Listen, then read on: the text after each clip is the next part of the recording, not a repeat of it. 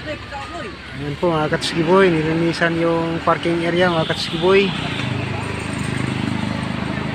Para yung mga bisita na pumapasok sa Rizal Shrine, yung mga sasakyan nila hindi po mabagsakan ng sanga ng kahoy. Ayan po mga Katsukiboy.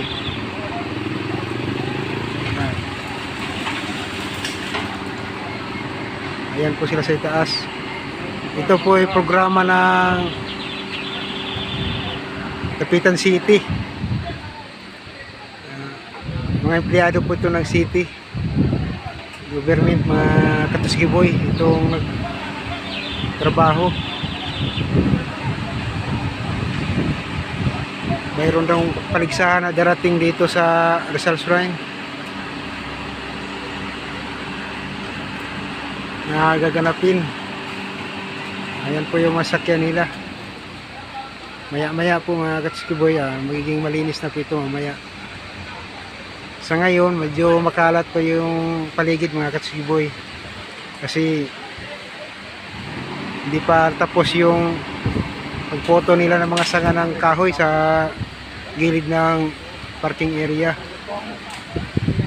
Ayan sila sa itaas.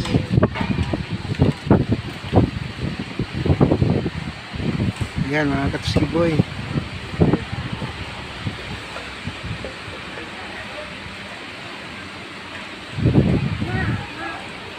Yan yung kalat nila.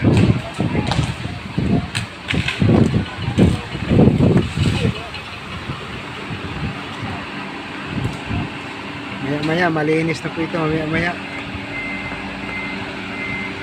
Yan yung mga empleyado ng city.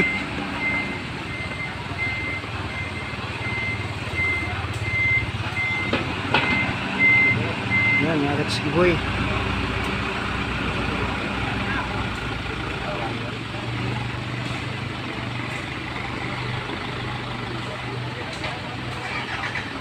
Yan.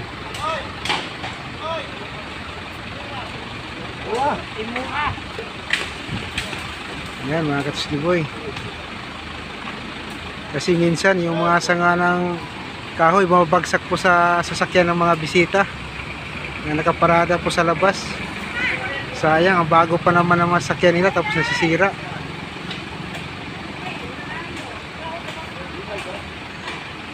Yan. Katsukiboy. Maya maya malinis na po ito maya maya.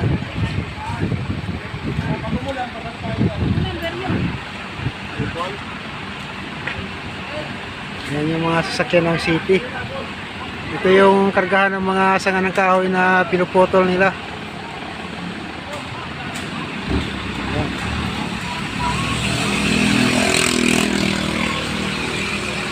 Yan mga Katsukiboy.